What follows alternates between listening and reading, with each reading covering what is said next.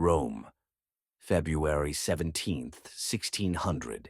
The air in the city's central market, the Campo de Fiori, is cold and thick with a grim energy. A man is dragged through a massive crowd, the sound of priests chanting marking his final steps. He's stripped of his clothes, a final humiliation. His tongue is clamped shut in a leather gag, a brutal move by an authority that feared his words more than anything. He is about to be burned alive. His name is Giordano Bruno. And his crime? It wasn't murder, it wasn't treason. His crime, in the eyes of the most powerful institution on earth, was thinking too much. It was for imagining a universe so much bigger, so much more terrifying and wonderful than the church would allow. This is the story of the man who saw an infinite cosmos filled with countless worlds and who paid the ultimate price because he refused to unsee it.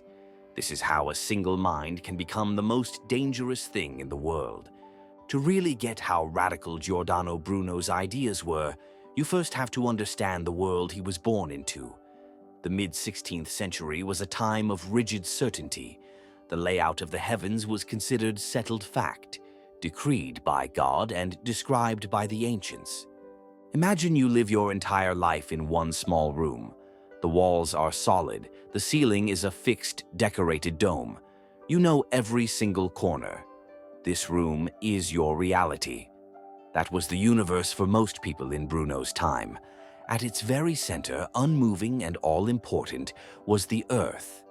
This was the geocentric model, a neat cosmic filing system passed down from the ancient thinkers Ptolemy and Aristotle. The sun, the moon, the planets, and all the stars were believed to be attached to a series of invisible crystal spheres that revolved around us. The farthest sphere held the fixed stars, and beyond that, that was the realm of God, the prime mover, the divine hand turning the gears of the whole celestial clock. This wasn't just science, it was theology. It cemented humanity's special place in creation, right at the center of God's divine drama. The Church had woven this model into the very fabric of its doctrine.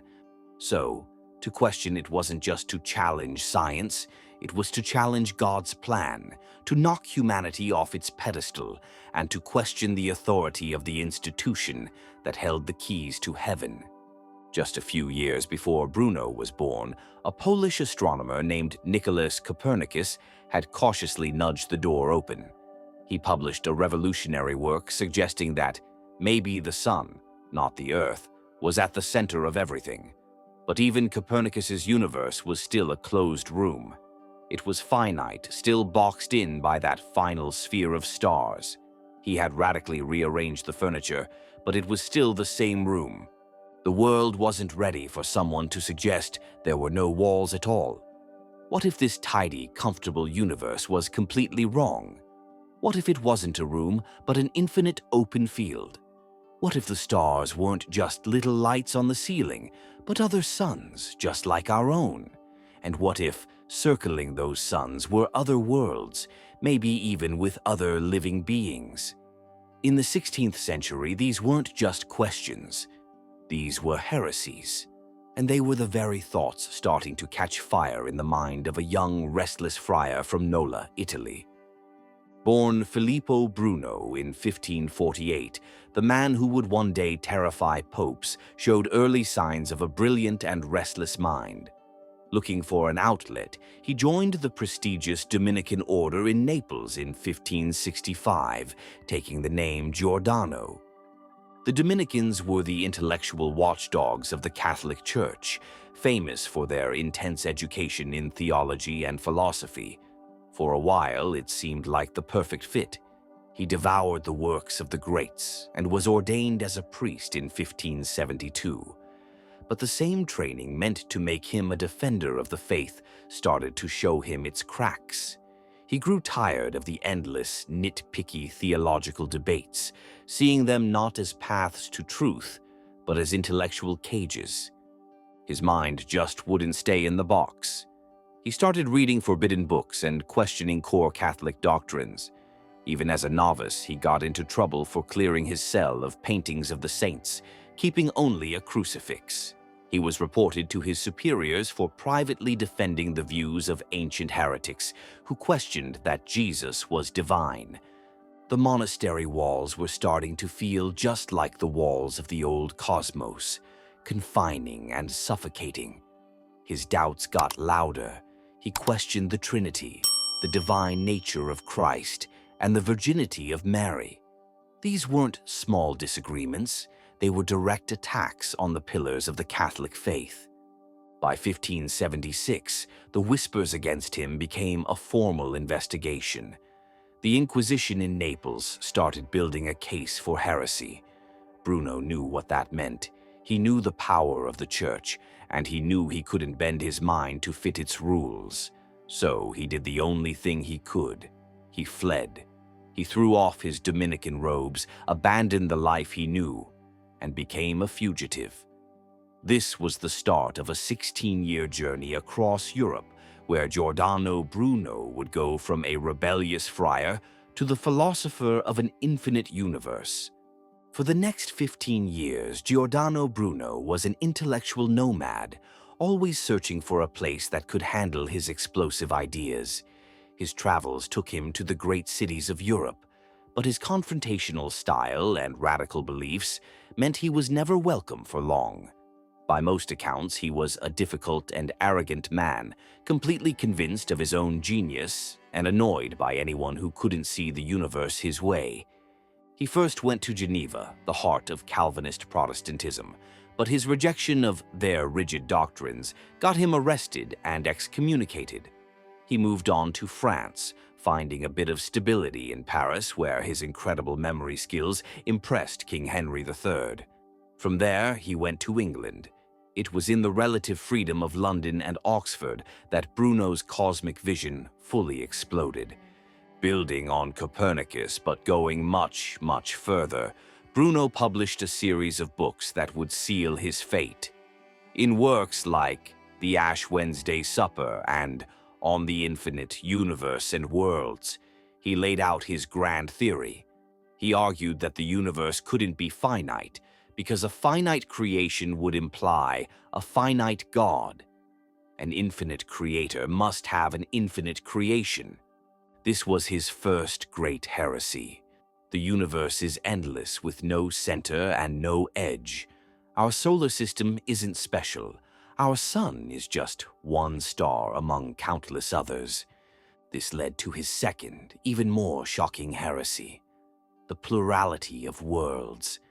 Bruno declared that the stars in the night sky weren't just lights, but distant suns, and just like our sun has planets, so did they. He wrote that these other worlds could contain animals and inhabitants. He was one of the first thinkers to truly champion this staggering concept, that the cosmos was teeming with an infinite number of worlds. To the Church, this was terrifying. If there were other worlds, were there people also children of God? Did Christ die for their sins too? The questions his cosmology raised were a direct threat to the entire Christian story of salvation. But Bruno didn't stop there. His philosophy drifted into pantheism, the idea that God isn't a separate being sitting outside the universe, but is within it. For Bruno, God was the soul of the world, present in every star, rock, and living thing. He also delved into Hermeticism, believing a true philosopher could harness the divine forces woven into nature. He even discussed a philosophical version of the relativity of motion, arguing that an observer is always at the center of their own perceived world. In Germany, he was excommunicated by the Lutherans, adding a third major church to the list of those that had formerly cast him out. He was a man without an intellectual home, too Catholic for the Protestants, too heretical for the Catholics. Yet he kept writing, teaching, and arguing, driven by the furious belief that he had seen a deeper truth. And after years of wandering, a fateful invitation would lure him back to the one place he never should have gone: Italy. In 1591, after years of exile, Bruno received an invitation that must have felt like a lifeline.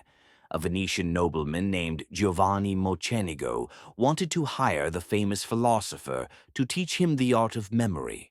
For Bruno, who had struggled for support his entire life, the offer was too good to pass up. Maybe he thought Italy had become more tolerant. Maybe his ego blinded him to the danger. Whatever the reason, it was a catastrophic mistake. He arrived in Venice in 1592 and began tutoring Mocenigo. But his new student wasn't the enlightened patron Bruno expected. Mocenigo was a devout man, and he quickly became horrified by the heretical ideas Bruno casually shared. Bruno talked about infinite worlds, called Christ a magician, and dismissed the miracles of the church. Mocenigo got scared. After just 2 months, he made his move. On May 22, 1592, he denounced his teacher to the Venetian Inquisition. The arrest was immediate. Bruno was taken into custody by the Holy Office of Venice. The charges, based on Mocenigo's detailed notes, were overwhelming. They included his belief in infinite worlds, his denial of core doctrines like the Trinity, and his practice of divination. During the Venetian trials, Bruno put up a clever defense. He argued that his cosmological views were philosophical, not theological, and insisted he was still a loyal Catholic. He tried to create a firewall between his science and his faith, but the Inquisition didn't buy it. He even offered a partial recantation, admitting he'd had some doubts. For a moment, it looked like he might talk his way out of it. But a more powerful force was watching from Rome. The Roman Inquisition saw Bruno as a notorious heretic who had spent years spreading his poison across Europe. They didn't trust Venice to be harsh enough. The Roman Inquisition demanded Bruno's extradition. Venice usually guarded its independence from Rome, but this time they caved. In February 1593, Giordano Bruno was put in chains and sent to the dungeons of the Holy Office in Rome. He was headed into the heart of the very power he had defied his entire life. He would never be a free man again. When Bruno entered the prisons of the Roman Inquisition, he entered a system designed to crush the human will. Formally established in 1542, the Inquisition was the Church's main weapon against the Protestant Reformation and all heresy. Its goal wasn't just to punish, but to force a public recantation to prove the Church's absolute authority. The process was slow, methodical, and psychologically brutal. For 8 years, Bruno was held in confinement. Though some records are lost, a rediscovered summary of the trial paints a grim picture. He was interrogated relentlessly by the Church's most powerful figures, including the famous Cardinal Robert Bellarmine, the same man who would later lead the case against Galileo. The charges against him were a complete list of his life's work and thoughts. The theological heresies alone were enough for a death sentence. He was charged with denying the Trinity, the divinity of Christ, the virginity of Mary, and the transubstantiation, the belief that the communion wafer and wine literally become the body and blood of Christ. He was also accused of practicing magic and believing in the transmigration of souls. But the Roman Inquisition also attacked his cosmology head-on. His claim of a plurality of worlds was listed as a specific, dangerous heresy. To them, this wasn't science. It was a theological assault that demolished the Earth-centered universe, and with it, humanity's unique relationship with God. Throughout this nightmare, Bruno's resolve was tested. At times, he tried to defend his positions as purely philosophical. At other times, he offered to take back some of his religious heresies. But he could not abandon his core vision. He held firm to his belief in an infinite universe and countless worlds. The Inquisitors didn't want a debate. They wanted total submission. Cardinal Bellarmine demanded a full recantation of all his heretical positions. Bruno refused. He reportedly told them he had nothing to recant and didn't even know what they wanted him to recant. For the Inquisition, truth was dogma. For Bruno, it was endless discovery. His refusal to back down was the ultimate sin. He was now an obstinate and unrepentant heretic, a man who refused to be saved. After 8 years, the trial reached its inevitable end. The Inquisition had failed to break him. All that was left was to make an example of him. Bruno's story is a classic clash between old authority and new ideas, a pattern we see over and over in history. If you find these stories about history's most brilliant and dangerous minds fascinating, hit that subscribe button and turn on notifications. It helps us keep digging into these incredible stories. Now, back to the final tragic act of Bruno's life. By January 1600, the Inquisition's patience was gone. On January 20th, Pope Clement VIII personally declared Bruno an unrepentant, stubborn heretic. The Church had made its final decision. On February 8th, Bruno was brought from his cell to hear his sentence. He was officially found guilty of heresy.